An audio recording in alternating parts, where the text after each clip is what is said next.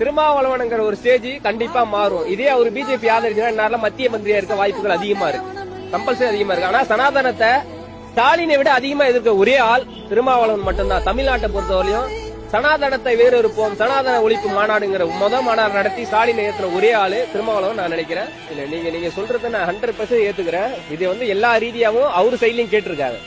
அவரு சொன்ன விஷயத்த நான் அனலைஸ் பண்ணதான்னு சொல்றேன். 234 ஒரு இதே இத்தனை வருஷமா கட்சி நடத்திக்கிட்டு இருக்க பிரதமராக இருந்த காங்கிரஸ் தமிழ்நாட்டுல ஒரு காலத்தில் தனிச்சு நின்னுது.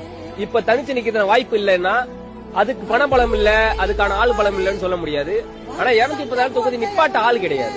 இதே திருமாவளவன் இருக்க கட்சியில 234 ஆள் இருக்கு, ஆனா அதுக்கான பொருளாதாரம் கிடையாது. ஏன்னா ஒரு தாழ்த்தப்பட்ட கட்சி, அதாவது தாழ்த்தப்பட்ட இனத்திலிருந்து வந்து சொல்றாங்க. ஆனா அந்த கட்சியில இருந்து நிப்பாட்டுறதுக்கு ஆள் இருக்கு. ஆனா அவங்க எதுக்காக யோசிக்கிறாங்க அப்படின்னா, ஃபர்ஸ்ட் சமத்துவத்தோட கலக்கணும். எல்லா மக்களோட நீரோட்டத்தை, பொது நீரோட்டத்தை கலந்ததுக்கு அப்புறம் மட்டும்தான் அந்த 234 தொகுதி சாத்தியங்கிறத நான் நினைக்கிறேன். அது அவரும் அப்படிதான் நினைக்கிறாரு.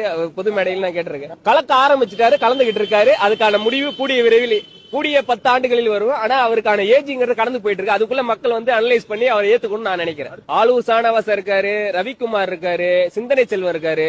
சோ அவங்கள உள்ள எல்லாருமே ஒரு மேடையில் அவர் சொன்ன விஷயம் என்ன ரொம்ப டாக் பண்ணுது. என்னன்னா, எங்க கட்சியில இருந்து ஒரு ஒன்றிய செயலாளர் அனுப்புறேன், உங்க கட்சி